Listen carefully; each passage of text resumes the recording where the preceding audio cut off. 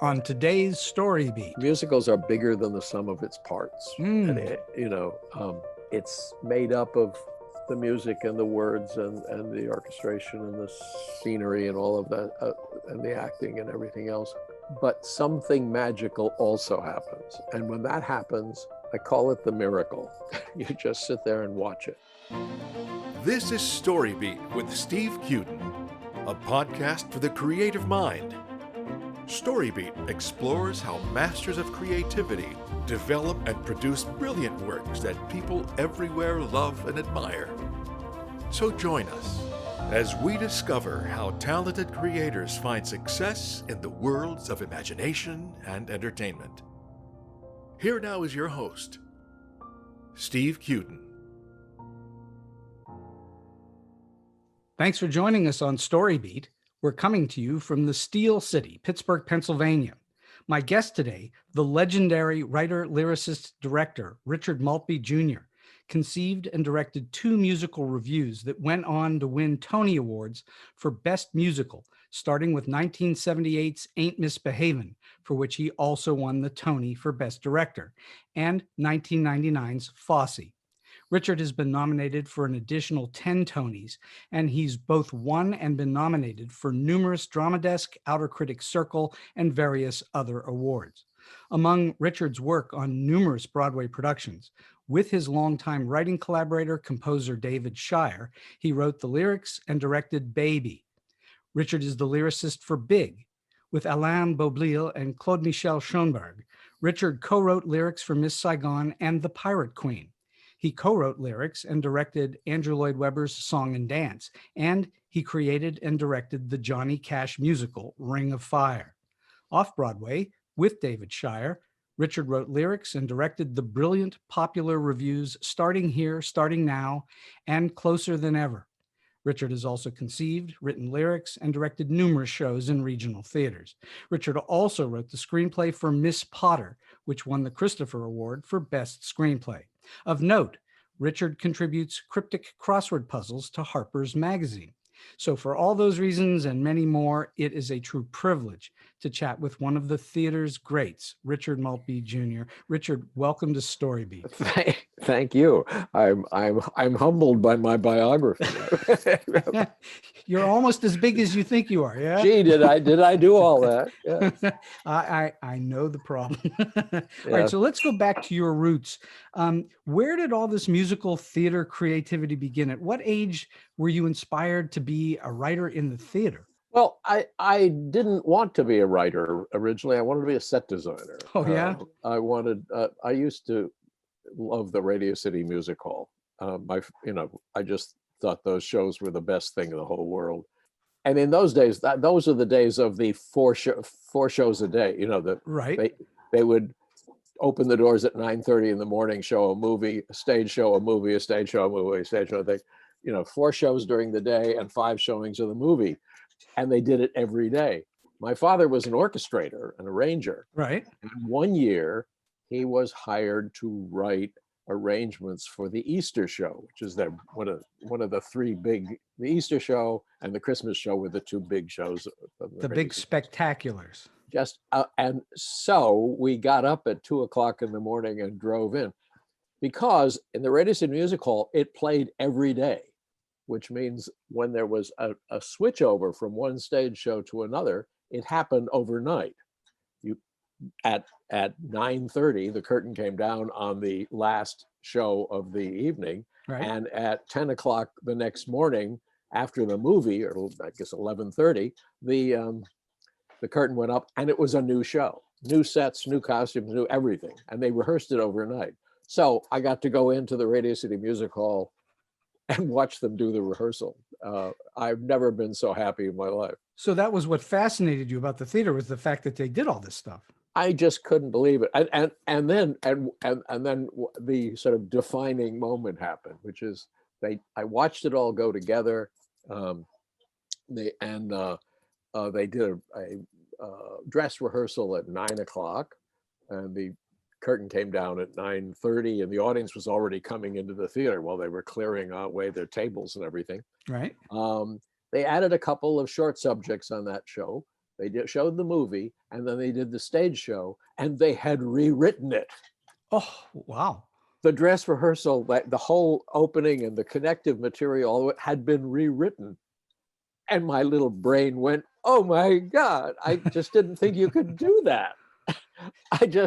I don't know. That just seemed the most magical thing in the whole world. Even as the theater itself, which in Radio City Music Hall, those shows would have been magic all by themselves. Well, yeah, I mean, they were gigantic things. You know, they'd have big dance numbers with the corps de ballet, and at the end of which dancers would pull the skirts up over their head. They'd sit down on the floor and become a bunch of punch bowl cups, you know, and the set would be this big punch bowl, and that was the idea of fun. Was that your first instance that musicals as a genre were attractive to you? Well, I don't know. I mean, I you know, my father was a musician, so you know, there was music in my life all the time. I had a marionette theater because my grandfather gave me a bunch of marionettes, which when I was too young, and so they were like put in a closet, and I pulled them out when I was like 9 or 10, and oh dear, you know, and my father built me a theater, a marionette theater. Wow. Well, because in those days he was a staff arranger for radio, and in radio you had your summers off. The season went September to June, and Right. July and August were off. One year, this is my other claim to fame. One year we were packed up to go on a trip for a summer to like a dude ranch or something, and my father got a telephone call and came out and said, well, we're not going, because he had just been hired to be the musical director for the only radio show that Ethel Merman ever did. Oh, wow. And so for the whole summer, I would sit in his office, and the phone would ring, and it would be, oh, Richard, this is Ethel. And he'd hold the telephone way away from his head. And then he would say something, and then he'd hold the phone away because it was so loud. She did have a big voice, no question. She sure as hell did. And she, he took us in, my sister and me, in to watch the radio program. You know, one time you could in fact watch a radio program, and afterwards we went back into the dressing room, and Ethel looked at my sister, who was I guess 5 or 6 at the time, and thought, oh, adorable. She went into her purse. She had a purse about the size of, you know, a laundry basket, and she dug in there and came out with those pale blue Tiffany boxes. Sure. And she opened it up, and it was a solid gold yo-yo for a charm bracelet, for a very large charm bracelet. Yeah. And then she looked at me, and she sort of went, oh, I have something for you too. And she went back in the bag and pulled out a plastic chicken that laid marbles that she'd gotten at Woolworths. Was she trying to tell you something, you think? I think she just, I don't think she thought there was any difference. You know, I think well, something from Tiffany, and you know, they were kind of cute. Well, and it came from her, so it had that kind of depth to it for whatever reason. Well, you didn't go to school for scenery, did you?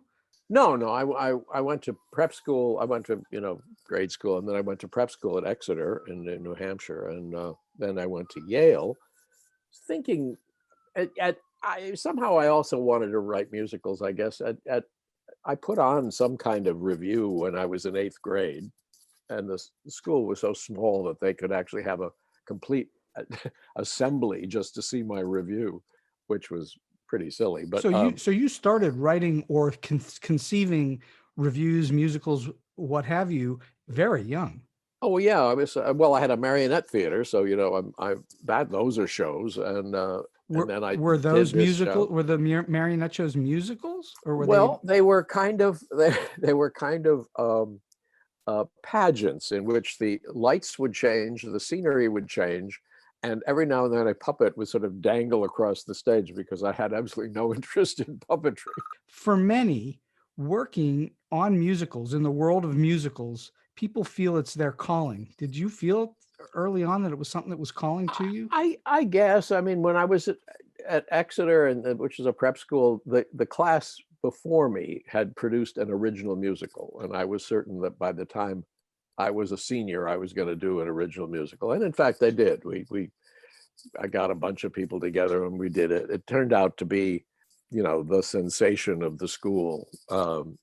You can imagine a very kind of boring prep school. Anything was a sensation, but it was a big deal. And well, it wasn't like you were without talent to begin. So that must well, have shown. I could write it. I mean, I got somebody else to write the music, of course, because that had to happen. And I had another writer, and he and I wrote the script, but there was nobody who would write the lyrics. And so that's how I started to write lyrics. I then went to Yale because Yale had a theater and Harvard didn't. And in those days, if you went to Exeter, you went to Harvard or Yale. I was determined to write musicals there. And in fact, that's where I met David Shire in our freshman year. And we wrote 2 shows while we were there. Would you say at that time that was unusual for students to be writing musicals at Yale, or was that normal? It was very unusual. It was, I mean, there was the Yale offered a drama major, but there were no classes in it. It had offered a drama major, but the classes were basically the first year of the drama school, and I was the only drama major. You were the only drama major? I was the only drama major. Was David Shire in the musical program then? Music? He was an English major, and I think in the middle of his senior year, he switched to a music major. Huh. That's very interesting. And then obviously it became both of your lives to do that. Yeah, I mean, wasn't I lucky to meet a world-class composer? No kidding. And wasn't he lucky to meet somebody who's committed to doing musicals? He went to Yale to write musicals. He arrived at Yale. This is our famous story, but he arrived at Yale with a bunch of songs that he came in and played to the Yale Dramat, saying, "This is the score to your next musical." It had a couple of ballads, a comedy song, a dance number, a tango, a beguine, all of these things. It had no plot, no story, and no characters, but he had these songs, because that's how he knew what music. He knew the cast albums. He knew from the albums. He didn't know that there was like anything else going on. Did he have a sense at the time that there was something of a thread of a story between them, or were they just all disparate songs? They were just like a good song for a music. A musical would need a ballad. Here's one. A musical would need a comedy song. Here's one. No subject matter. Just here's a comedy song. All right. So I've never let him live that down. I mean, we used to laugh at what a hick he was. But you also famously have written reviews that sort of have the barest thread, but there's a thread there of some kind in a review, but it's not a traditionally story-driven musical. Actually, by sort of accident, I guess, I invented what I call the book musical. Right. Lynn Meadow, who is the head of the Manhattan Theater Club and has been for 50 years. When she got out of college, she was offered the Manhattan Theater Club, a then completely dying organization that would take anybody who wanted it. They owed $60,000, but it had a theater. It had 2 theaters, and at any rate, I helped her with some benefits. She was in one of the musicals when she was 12. She was in one of the musicals that David and I wrote at Yale. So we were still superstars to her, and so I helped her organize benefits that eventually put the Manhattan Theater Club sort of on the map. And after a while, she said she was trying to figure out what to do with her. There was a cabaret space, a bar that could be a cabaret, and they were turning it into a place to do performances. And the question was, could they'd do anything that had any kind of artistic merit.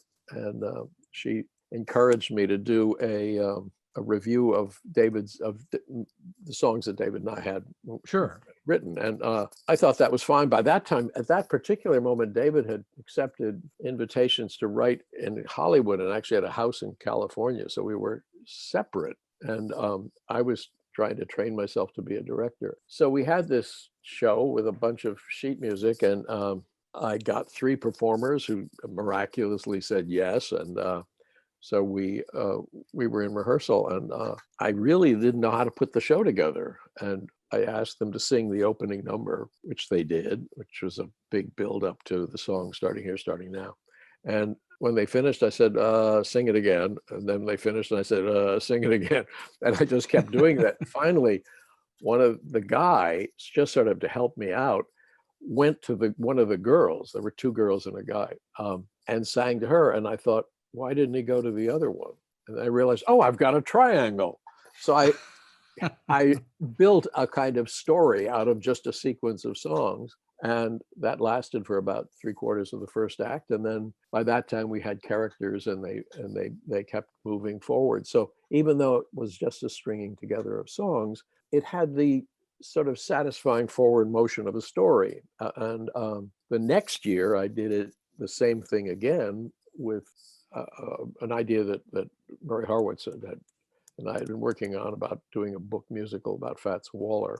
Fats Waller didn't have a second act, so we sort of dropped it. But I had lots of ideas about what Harlem was like and what Fats Waller's life was like, and what a great character he was. So I did the same thing. I did a review of his songs, one after another, with no connective material, but organized with all of the information that I would have put into a book musical. I rewrote some of the lyrics in order to put biographical material into the songs. So even though he doesn't ever appear on the stage, the whole show is basically Fats Waller on stage. Is it structured in a way that has a traditional kind of arc to it?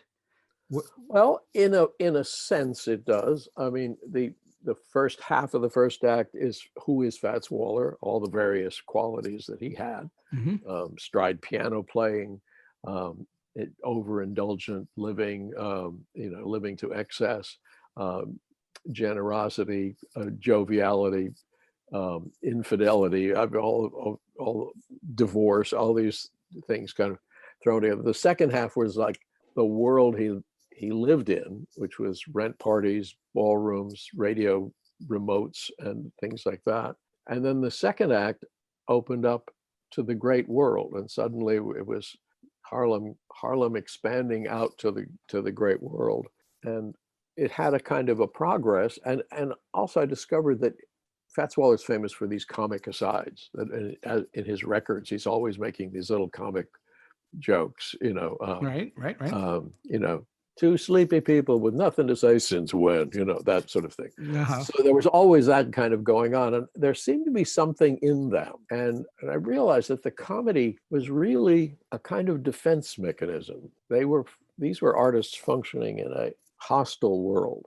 World didn't want Black artists. They didn't care, except for the fact that what they were doing was so exciting. Extraordinary. So the only way that you could succeed in Harlem was to be so good they couldn't ignore you. Right. And since you had to be that good, you were probably better than most of the white performers. So how did you deal with that? Comedy was, the slight put down of white pretensions, the slight put down of people who think too much of themselves, the slight put down of people who think they have, importance and you don't. It runs through everything, and of course became part of the comedy of the show, and that's character, that's action, that's Absolutely. dialogue. So suddenly, even though there was no specific story, there was all the semblance of a story, and so it had the satisfaction of a musical story. Funnily enough, when Andrew Lloyd Webber started writing shows in which they were through composed, they all changed. All of his first shows had the structure basically of revues. Sure. Joseph, Cats, Jesus Christ Superstar. Jesus Christ Superstar. They basically are one song after another with a sort of a forward motion built into it. Well, he sold Superstar by making an album out of Superstar, and that's what sold the show. It was not the show itself, it was the album. I know, and people, have been trying to put the album on stage ever since. Right, exactly. Oh yeah, I think they did a pretty good job of the movie of that. I think the stage's version is a little more difficult for me, but the movie worked for me. I thought the TV version was really excellent. Excellent. I agree with you. I Totally thought excellent. that was just, wonderful. So I want to talk a little bit about process, how you go and do things. Most lyricists, I believe, most lyricists of some success are word lovers. Clearly, Right. Since you also do cryptic crosswords, and your songs are, I think, filled with fantastic rhymes and great words. I assume you're a word lover. I am. The apocryphal story is that I used to read the dictionary. Wow. I think I looked through it because it had pictures of animals and I could write down the names of animals. I am a real expert on obscure animals. Obscure animals. Marmosets and, things like that. Well, all right. Kinkajous. So that's where that started as a kid. You fell in love with that kind of thing as a kid. Yeah, I was a weird kid, I think you should take a number and get in line. I know. Who wasn't? And that the theater is the home for weird kids. Absolutely right. But I certainly was that. I didn't have any friends, but I was never unhappy. I was in a very small school on Long Island. At that time, Syosset, Long Island was a small town. Mm-hmm. Now it's a gigantic megalopolis, but it was very small. And my class was never larger than 12 or 13. And in that class, there were 3 or 4 people who I don't think went beyond high school, and a couple of sort of middle people, and then there was me. And so, and you were preoccupying yourself and remaining happy by, I assume, being in your head. Yeah, I was totally. I would listen to operas on Saturday afternoon while I was, building my marionette. Marionettes, yeah, sure. But I was terrible at it. I must have taken 2 years to build one marionette, which wasn't even very good. Well, how many people start off geniuses? There's only so many Mozarts in the world. That's true. But I used to subscribe to Opera News because of the beautiful pictures of the scenery. So Metropolitan had just like such beautiful sets. And I used to put on shows that I'd force the neighbors to come in and see them. But then somewhere along the line, you started writing lyrics, even as a young man. Well, I had to. I had to because nobody else wanted to. All right. But you're dealing with words at that time. And how long do you think you worked at it? You made a decision at some point that you were actually, in fact, a lyricist. Yeah, it was a horrible realization when I graduated from Yale and came to New York. And I'm sitting in my apartment thinking, I'm a lyricist. I don't want to be a lyricist. Lyricists sit at home trying to figure out how to fix those 2 bad lines while everybody else is having fun in the theater, I really did feel that I was like trapped in it. And I'm not a good lyricist for just plain songs. Unless it has a dramatic content, I don't know what to do with a song. Either dramatic, I assume, or good character to it. A character, yeah. Some character talking in a circumstance. Well, you say that who wants to be a lyricist, but from my experience, it's the book writer that has the dirty end of the stick. That's true. He has a worse job. Much worse job. Because I will at least steal from him and he doesn't steal from me. Well, and if you're lucky, if the music's any good, the people will come out humming the music. But if the story's terrible, they blame the book. Know. If the musical is bad, it's the book's fault. And if the musical is good, it's the score. Right. Nobody remembers book writers, but everybody remembers composers. That's totally true. But at the same time, everything that underlies the songs is the book. So, Do you have a time in your mind when you had been writing lyrics long enough where you thought to yourself, I'm actually pretty good at that? Was it early on, or did it take a while before you felt confident as a lyricist? gee, I don't know. I don't know. I never felt really confident. I guess I felt good about specific songs. You don't feel You know, unconfident about being a lyricist today, do you? no, I feel I can pretty much do it. I would submit that you can. But I was lucky, and I mean, I work differently than a lot of lyricists. I don't write lyrics first. I really like to write to music. And Well, that's very interesting, because in my 10 years of working with Frank Wildhorn, it was always music first.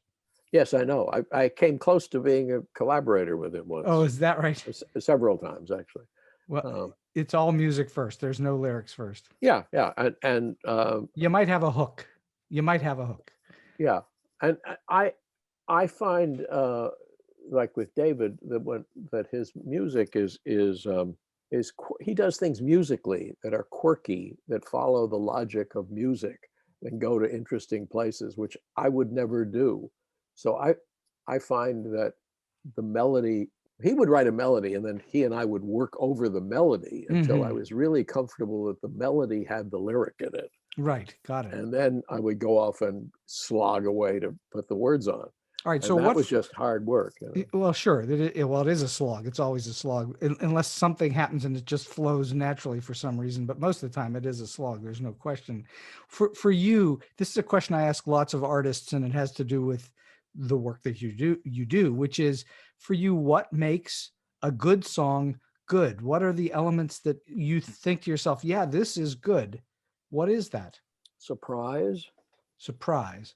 something, it takes you to a place you didn't think you were going to go. Mm. The character comes to a realization in the course of it, and God willing, it's a realization that hasn't been described before in musical theater. Something that follows its own life, and and takes you by surprise, and also reveals something, also uncovers an element of your heart that has never been exposed before. So in a traditional book musical, the song should also, I think, push character or story forward, or preferably both. Always. I mean, just on the simplest level, that at the end of the song, the character should be in different. The singer should be in a different place from where they started. Absolutely so- makes it great that way. Yeah, if you do that, the rest is just hard work to make it as good as possible. So But if you fill it, So you're relying on David to give you the material with which you will then form the words.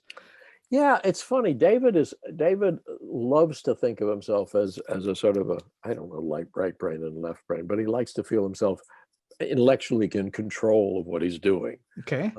But as a practical matter, the other side of the brain, the instinctive part, is the part that really defines what he does. Mm-hmm. And if we talk about a character in a scene, in a moment, or everything, very often we'll kind of define a title or a shape and everything, and then it'll connect with him, and out will come this outpouring of music, and then I write to that. Do you know what the story is before you got to that point? Do you have a good idea what the story Oh is? yeah, it would be, for we know it's this moment in the story, this character is doing this character is thinking that, this character is going through this circumstance and is going to come out the other end.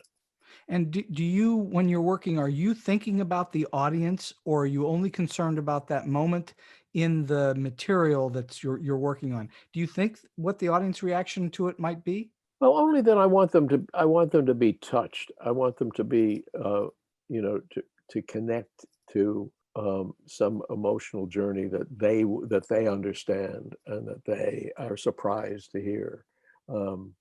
Well, we are in a visceral business, and we want them to be sort of their guts to be ripped out if you can. Yeah, if we can, yeah. Absolutely. So of the three legs, because you've not written music, but you've book and lyrics. Do you think that one of those three legs, book, music, lyrics, is more dominant in a show than another? And if so, if you do think that, is there a way that you balance them? It depends on where you are in the stage. I mean, unless there is a solid book, everything else will fall apart. That's for sure. Unless there being a solid book, then the thrill of the music takes over. You know, if the story is there, the music will decide it's the only thing that matters, even though it's built on the success of the book. And the last thing actually is the lyrics, in that if the other two are in place, if the story is working and if the score is gorgeous, kind of doesn't matter. The lyrics should be good, but in many cases you can survive if they're not. Again, I turn to some of Andrew Lloyd Webber's work, you know. Sure. The lyrics are not wonderful, but he doesn't care. He wants his music to have words on it, and that's well, yeah. I mean, because he writes sweeping music, and yeah, and he's looking to sell the sweep of the music, not necessarily the words. mm-hmm. Though I'm sure he loves it when the words are outstanding too. I'm sure He'd prefer it, but it's not going to stop him. So when you've got to write 20 or more songs for a show, and you know ahead of time you're going to have to write, 15 to 30 songs, whatever it might be, what is the biggest challenge in terms of keeping the theme of the story going and the character and that storyline? What are those challenges for you? How do you approach that? I think the challenge is to make each song a section of the big arc of the story, you know, so that not only does it fulfill itself as an attractive song, but it also pays off in a way that moves the story somewhere. And all of the great musicals do that. How much of what you've done do you think has required a lot of research? Any? A lot? Oh gosh, a lot. I mean, there was a lot of research on Ain't Misbehavin, a ton of research on Miss Saigon. I mean, huge, because of course it's a European take on an American story. Cameron was very smart in thinking that he had to have an American lyricist, and it was smart of him because, the English and the French have been losing colonies left and right. What are they? Who cares? They didn't have any idea what America had at stake, in Vietnam. I mean, it was the end of our World War II vision of ourselves as the heroes of the world. Well, in the case of Miss Saigon, did they have the show already in mind, or did you help them form it from the very beginning of it? They write it in French. Claude and Michel and Alain, and they had written the entire show in French. I see. And then I came in. However, as much as they had laid it out, and they really laid it out brilliantly, the details of playwriting were pretty minimal. The scenes didn't really, they were kind of perfunctory. So what Alain and I did was, given the shape of the music as the sort of defining shape of the show, could we write a play that had all of those obligations fulfilled? Sure. And that's what we did. We sat down in a room for, we'd go away for 2 or 3 weeks and come back with half the first act or something like that. But we turned what was a really, really good story into, I think, a really, really good play. I mean, I'm really proud of the playwriting in Miss Saigon. And that's on you, yes? You and Alain. Well, yeah, I mean, I didn't do it on my own. I did it with Alain. I took his impulses and added other things. And there's also a good deal of playwriting from the score. Claude-Michel, in sort of feeling that the show should have this kind of shape, the scene should have this kind of shape to it, would put these things in, and then these little moments in, and then I would try with Alain to find language equivalents of that, scene equivalents of that. So when you say you came back after weeks and you might have the first half of the first act, were you beating it out beat by beat, moment by moment? Yes. Are you an outliner? Do you like to prepare your shows through an outline, or how do you work? All the time. All the time. When I teach classes, which I do from time to time, I keep asking whether they've written an outline. And, many of the classes, many of the like songwriters don't do it. And I keep wondering, how can you possibly write if you don't have an outline? I have no idea because I can't do it without an outline. I mean, it is what gives you, it's your foundation. It's what gives you, what determines every choice you're going to make. I think some people think that once they have an outline, they're stuck, and you're not. It is the basis upon which you then are able to continue to expand or change or whatever it is you need to do. But the outline gives you the impetus to move forward. Yeah. And also, I mean, you've done a lot of work in television, and I mean that has obligations. It has to stop here for a commercial break. It has to do this Absolutely. here. It has to have its climax here. It has to end here. It has to be just that long. And within that, it's astonishing how much richness you can pour into it. It is astonishing how much you can pour in there. And, and it is very well planned. It's meticulously planned. And without that meticulous plan, you just go off the rails sometimes. You don't know where you're going. So, all right. So song spotting, you have done lots of reviews. So there you were saying, I've got these 12, 15, 20 songs, and this is going to go before that one. And that one's going before this one. And then that one's going to close the show. And this one's going to open the show. And you have similar problems when you're writing a book musical, though it is quite a bit different because you've got on a storyline. Do you have a technique or a method toward spotting where songs belong? How does that work for you? Musicals are these extraordinary things, and their roots, the American musical theater has its roots in European operetta, minstrel shows, which are revues, old other kinds of revues like the Ziegfeld Follies. I mean, and then external songs, from like concerts, and all of those things have to be fulfilled in a good musical like My Fair Lady. Yes, it's a book all the way through. Yes, it's a story all the way through, but it always also has the satisfaction, if you just did song after song after song, of a very good review. You have the comedy song, and then you have the ballad, and then you have the energized song, and then you have the dance number. A good show kind of fulfills that inner clock that a review would have. So essentially, you're thinking in terms of programmatic choices all the way through. This seems like this is a finale. This seems like this is something you sing after you've gotten to know the characters. This seems introductory.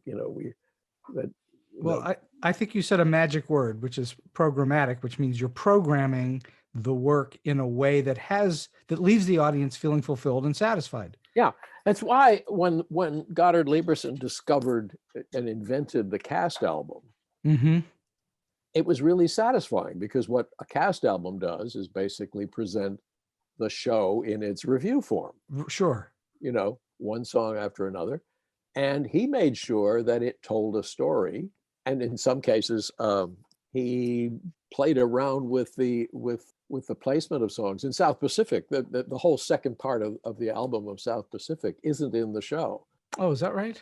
Yeah, listen to it sometimes. It's Born on the opposite sides of the sea. We're as different as people could be. That's somewhere else in the show. And he put it in the end so that the album would have a kind of a successful ending. Well, it's interesting that you say it that way, that you can listen to a cast album before you've gone to see a show. So you may not know anything about the show, but you will have listened to the cast album, and it has a meaning for you, and you then understand the show somewhat. And one of the definitions of or one of the defining qualities of a cast album, if the score is good, you listen to the cast album and you feel you have the entirety of the show. For sure. You know the basic tensions, the basic plot stories, the basic characters, and you get the feeling that you have gone on the same journey. And then if you've seen the show and you listen to the cast album after that, then the cast album then just reminds you entirely of what you've seen. Yes, exactly. So you start to fill in all of the blanks that aren't on the cast album. So right. It serves two purposes, going in and coming out, depending upon which time you listen to it. But there are some cast albums that aren't terribly interesting because the score isn't terribly interesting. Well, as a dramatic event, And then of course the brilliant ones, which you can listen to over and over and over again. I mean, you can listen to West Side Story forever, Sure. and you know, and all the other ones, Guys Well, and Dolls, and you know, as we said earlier, good music is good music, and it's and people will come out humming a score that they didn't like of a particular story. But the great shows are all three combined: book, music, yeah, lyrics. I want to talk a bit about your work as a director, which is yeah. a slightly different thing. Now you've created, conceived, and you've written a show, and now you are going to direct the show. How do you treat yourself as a director differently than you treated yourself as the writer? How do you look at things? I'm well, I sort of became a director because I wanted to direct my own material. Hmm. I thought I would do a better job than any of the directors I had worked with. Sorry, but that's, you know, how I felt. On our early shows, very often the stuff didn't, when I given it to professional directors, they made these sort of very strange and stupid mistakes. I thought they'd take a song that was intended to do this and sort of not fulfill that obligation and do something else, and I couldn't figure out what that was. I thought it was maybe a shortcoming of the writing, but when I started to direct those songs, I realized they're tricky. David and I have a style which basically is, you're not really talking about what you're talking about, you know. It If it's requires about context. It requires context to give you subtext. Yeah. yeah, a bouncy melody may be the subtext of someone being really unhappy, Hmm. um, or conversely, you know, a sad sounding song can be the subtext to something happy happening. So, So when you're directing your own work, as opposed to somebody else's, obviously, but when you're directing your own work, you already have at that point in mind what those subtextual differences would be from the text itself. Yeah.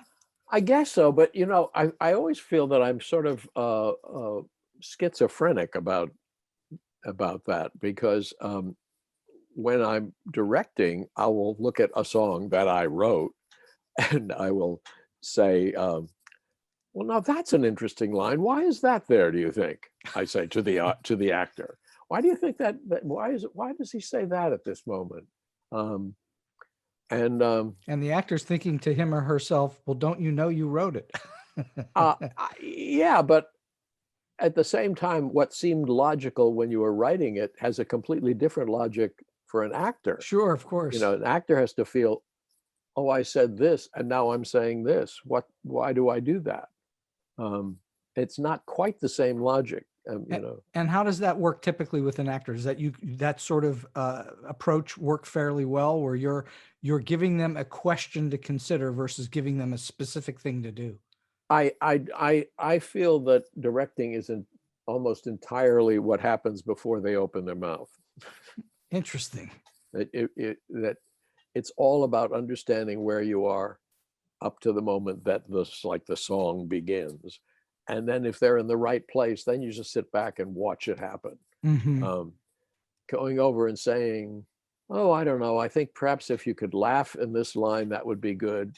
If they don't feel like laughing, you know, they won't. You know, maybe if they try to, maybe they'll discover something. But mostly, if you're dealing with really first-rate actors, that's what they bring. They bring their inner truth to it, which is always surprising. You always sit back and watch it. So, Well, I that's mean, the importance of casting, no? Getting that cast right.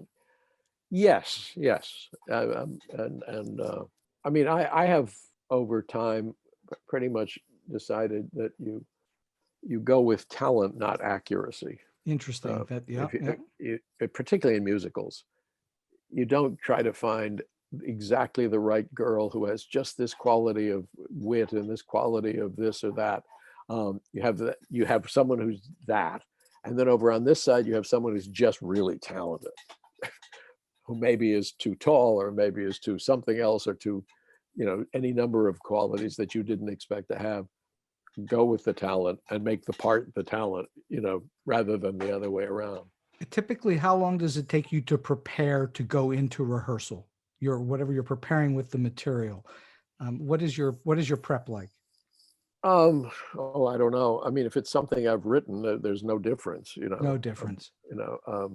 It's just a translation. How about if it's Um, something you didn't write? I haven't done too many things that I didn't write. No, I'm just trying to think of how many shows I've come into where somebody else wrote it. When that is the case, all I do is ask questions. Hmm. About the text, about the story, about the characters. Well, why do you say that? Right. He has just said this about this. Why would he say that? Doesn't that seem like an odd thing to say? What's that connected to? Because two scenes later, you're going to say this. Let them put it together. They'll put it together in the context of their truth as opposed to your truth. Hmm. Each person is going to bring a different kind of truth, a comparable truth, but not the same one. And they're going to find their truth somewhere else. They're going to find their truth in their version of it. So aside from you get the satisfaction of seeing your work staged the way you hopefully envisioned it, what is the most fulfilling thing about rehearsal and then getting to a finished performance? What is the most fulfilling thing for you?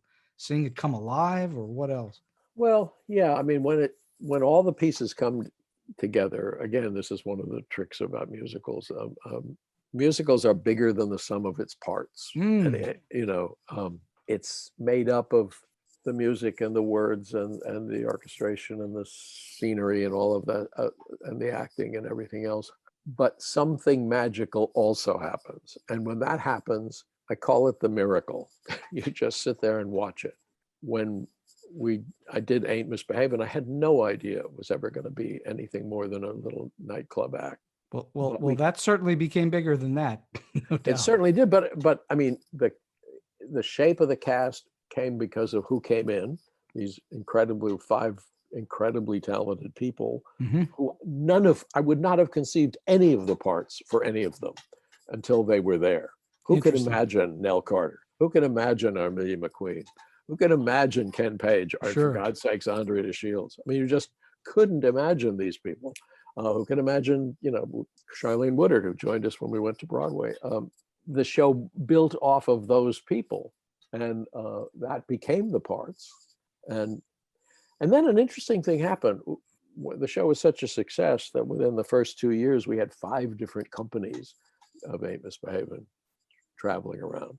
And In the U.S. or around the world?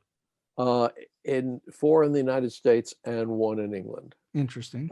With an understudy, that meant that we had to get 10 Nell Carters and 10 Andre de Shields and 10 Ken Pages. I at first thought, gosh, I've done this show off of the unique talents of people. I'll have to give each person who's cast the same kind of flexibility. They can sort of do things according to their own instincts. That was a disaster, because while they're doing things according to their instincts, everyone else on the stage is saying, "What are you doing?" So basically, you had to learn it. The choreographer, Arthur Faria, said, "Clone the show. You clone the show." I thought that was stupid, but you clone the show.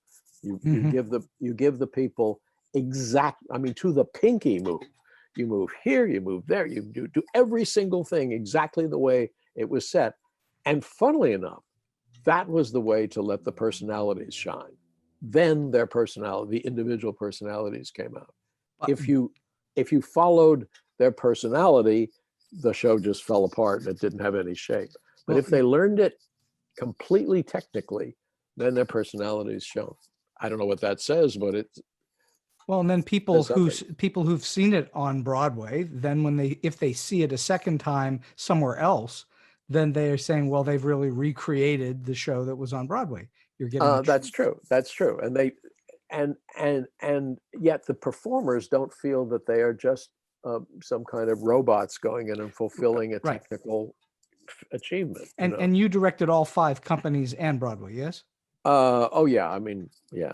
I mean, you didn't leave it to a stage manager or something like that to restage it. You did it. Well, it's an interesting kind of show because it's so highly staged that once it's been created, I actually can't put the show into rehearsal by myself, because I need to have the choreographer, someone who knows the show, who can give everybody their movements all the way through it. I can't, I don't know it. And I can tell them what's going on. I can tell them what the playing values are. I can tell them why this is there and what it's doing, but I can't do it by myself. So very briefly talk about collaboration, which I find fascinating. It's a whole thing unto itself. You've been a collaborator virtually your entire career. If you're directing, you're collaborating with lots of different people, but in the writing, you've also been a major collaborator for a long time. What is it that makes a good collaboration work? The main thing, I mean, someone has asked, and David and I have now been, together for years, I don't even want to say the number that's attached to that. It's higher than 5. It's higher than 5. And someone said, well, how have you managed to do that? And I thought for a long time, and I thought, I think the secret is that we never say it has to be my way. We never say it's always what's the best solution. If you think it should be that, and I think it should be this, you convince me, or I convince you. And if we can't convince each other, we probably haven't defined it correctly. And so go back to the beginning and try to figure out what's actually going on, and solve that. Collaboration is essentially a nonstop repetition of a restatement of the task at hand. It's just, wait, she is this and she wants that. She's going to do that and get that. So therefore, this it should be this. And, I had one experience with a British director who had a wonderful locution that I just thought and have used forever, which is, I think the play wants to be this. I think the scene wants to be this. So it's not my opinion or your opinion, or, you don't say I don't agree with you on what you just said about that scene. I think the scene wants to be a scene in which this happens. And then you all get together on that. And it isn't about my opinion or your opinion. I have very, very rarely had any circumstance of a major fight with someone of the sort that you hear about in the theater all the time. Creative differences, as they say. Yeah, I mean, Kazan and Tennessee Williams screaming at each other, and Have you ever, and you don't need to name any names, have you worked with anyone who you didn't care for, didn't get along with, and were you able to overcome that in some way, or have you just liked everybody you've ever worked with? I've pretty much gotten along with people. I must say, my problem is that I think too highly of the people that I work with. I have a real problem saying, I don't think we've solved this here. I don't know what you're doing. To a director, I rarely have the nerve to go over and say, wait a minute, let's stop for a minute. I'm not sure what's going on here is clear. Let's think about this again.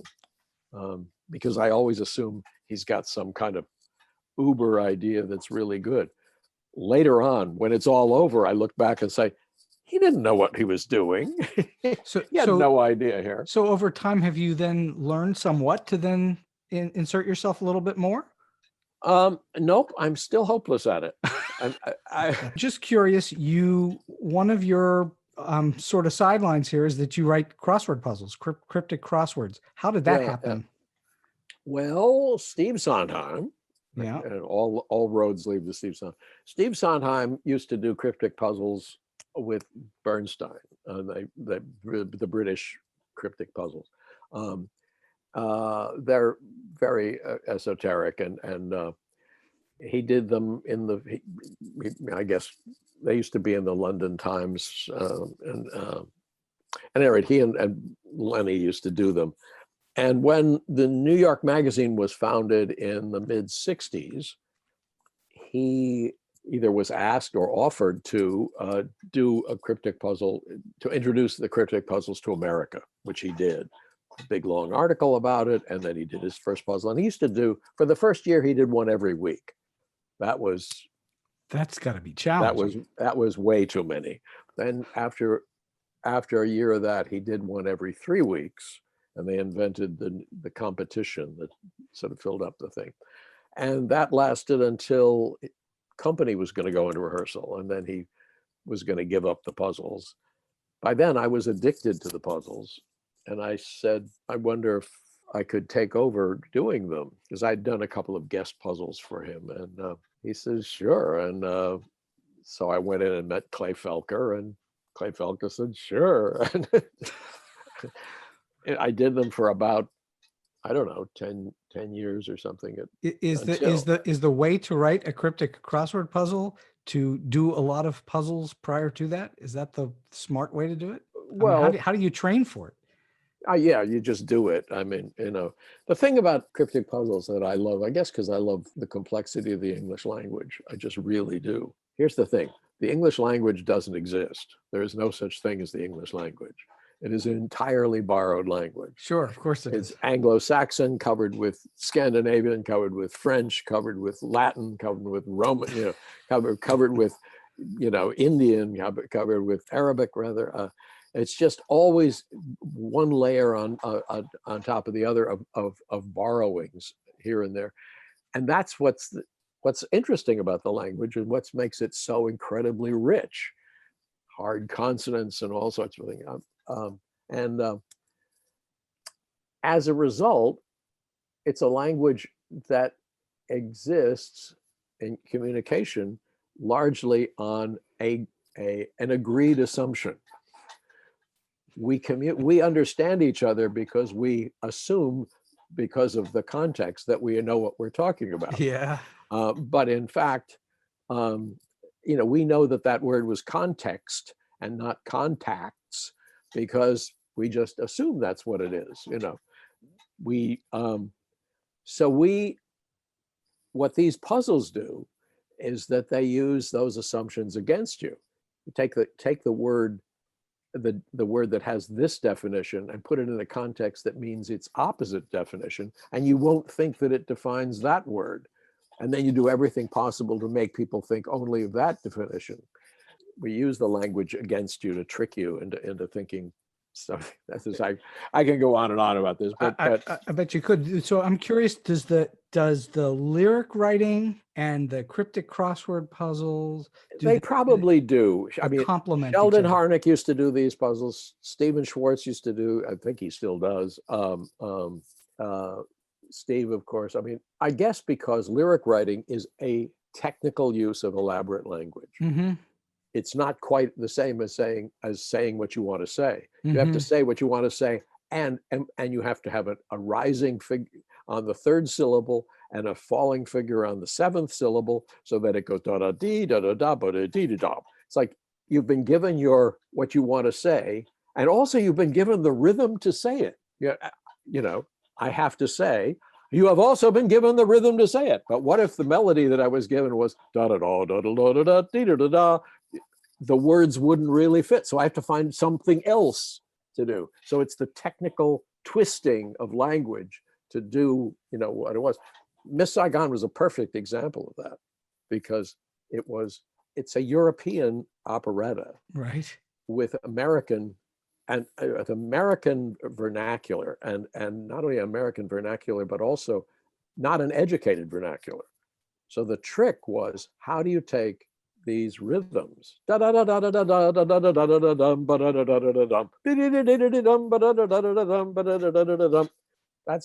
European, that's not American.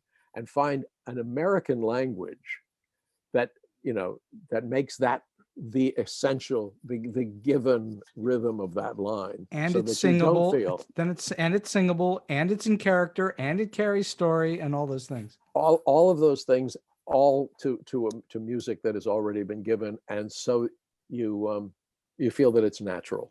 And I must say, the lyrics have often been criticized in Miss Saigon, because they're not poetry. They're not like, they're not particularly erudite of the sort that Steve does, that I write. I mean, I basically write witty songs. Sure. And I realized after the first several weeks of working on Miss Saigon that everything I thought was my strong suit was not wanted. These were people who didn't think, they didn't have a large vocabulary. They didn't think in elaborate terms. So you had to find their poetry in other ways. Well, lyric writing on that level at really all of it is very much like figuring out its own puzzle. It is a puzzle.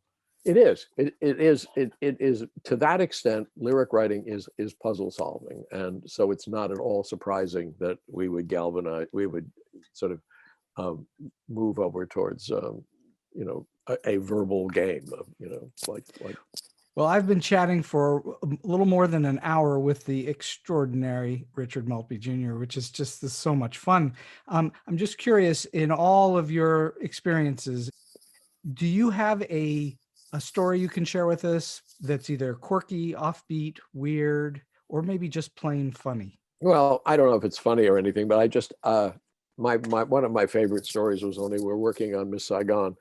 Claude-Michel had written the whole fall of Saigon, the big sequence in the second act, that helicopter sequence. They had laid it out, he and Alain, and it had 6 or 7 locations. They're in the office, they're in the house, they're back in the embassy, they're outside the embassy, they're inside the embassy, they're on the roof of the embassy. All of these things are there.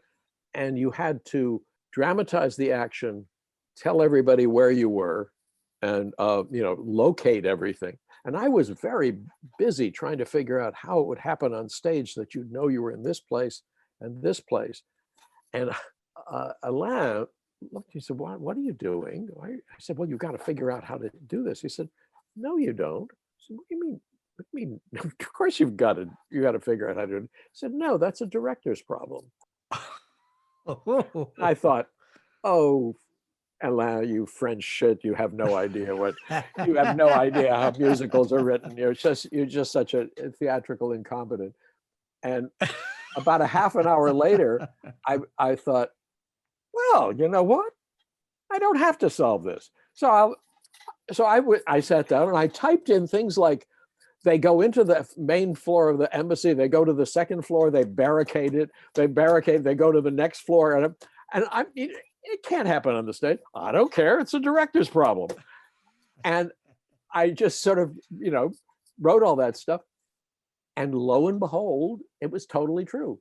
In one weekend, Nick Heitner came over and spent the weekend with Bob Avian, and they found this really simple device, these walls with the gates that move in and out. Suddenly you're outside of the gate, then you're inside of the gate. People are on this side, they're in this side, they're upside, and they just worked it. It was the simplest solution, the walls of the 2 gates. That's what their job is. My job was to tell them the story they were telling, and then they figured out how to do it.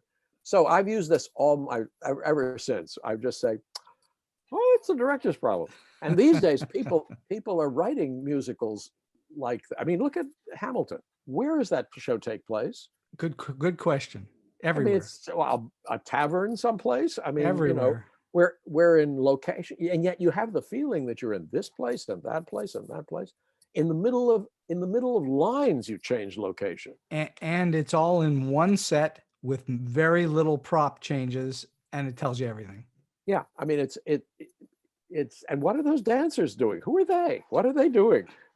It's part of them. It's just a magical piece of storytelling. I think that's what makes theater magic. And we're having this conversation in the time of COVID, and there is no theater right now, and I miss it and can't wait for it to come back. And by the way, interestingly that you say that's how it worked. Well, it's the director's problem. Which play of Shakespeare's tells you where you are all the time and gives you all those stage directions? Shakespeare doesn't give you any of the detail. You figure it out as a director and a cast. Yeah, so, it's one of those, exit pursued by bear. Exactly. It becomes one of the mysteries of Shakespeare. What on earth did he mean by that? All right, last question today, Richard. You've already given us tons of things to think about throughout this whole show, but do you have a solid piece of advice or a tip for those who are trying to get into the industry now and become in the theater world, or maybe they're in a little bit and trying to get to the next level? there are two things I would say. One is, I know everybody says write about what you know, write about, but it's so much truer than you ever think. The answer is not to imitate somebody else's truth, but if you follow whatever was actually true for you in a comparable circumstance, you will say something you didn't think you were going to say. You will discover something you didn't think you were going to discover. Musicals are these great sort of lumbering works of art over here, and they seem like so separate from an individual, but they are not. The work is the work comes from the perceptions inside of you. It's really hard to imagine that you are enough, that you, following your perceptions and your sense of humor and your response to the world, that's enough to give insight into something. That's the first thing. And the other is, if you're a songwriter, if you are a team who writes songs, if you're a book writer, whatever it is, learn playwriting. The main thing that I discover with young writers who want to write a musical, they don't know how to follow a story. And it's the trickiest thing, as we said right at the beginning. If the book is right, everything else is right. If the book is wrong, doesn't matter how right everything else is. I keep saying when I do some of these classes, did you outline, where is the song appear in the story? Where is it do you outline this all? Because what you've done is very interesting, but it doesn't seem like it's doing enough. When David and I are working on things, we very often get to something which we think is sort of finished, and we'll play it over, and one of us will say to the other, it doesn't feel like it has the goods. Interesting. It's good, it's interesting, it's professional, but somehow it doesn't go the extra place where it sort of explodes in the actual truth that's going on. We haven't done it.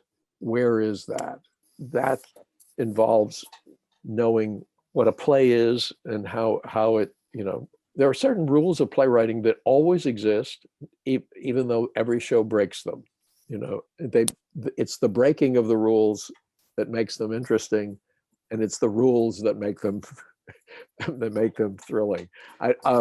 Hamilton breaks every rule you could possibly break, and yet if you structure it, absolutely, the rules of storytelling, bingo, right on. The form of storytelling is all there. It's not a formula, it's a form, and that form is well followed in Hamilton, even though Lin-Manuel Miranda breaks lots of rules along the way. Yeah. He breaks the form. He talks to the audience. He gives presentational lines straight. We play a scene and then we talk straight to the audience in sheer exposition, basically stage directions, sung, but all because that's the way to make this moment clear to the audience. Yeah, well, that is just phenomenal advice. That's, you've got to be very well versed on how story works in order to write a musical. They're all about story. If you don't understand that, the show will never work. I could not agree with you more. Richard Maltby, this has been just a tremendous hour plus on StoryBeat, and I'm so grateful to you for coming on the show today and sharing all this great stuff with us. Great, I'm so happy. Send me a copy. I will indeed. Thank you so much. Okay, bye. And so we've come to the end of today's StoryBeat. If you like this podcast, please take a moment to give us a rating or review on whatever app or platform you're listening to. Your support helps us bring more great StoryBeat episodes to you. Until next time, I'm Steve Cuden, and may all your stories be unforgettable.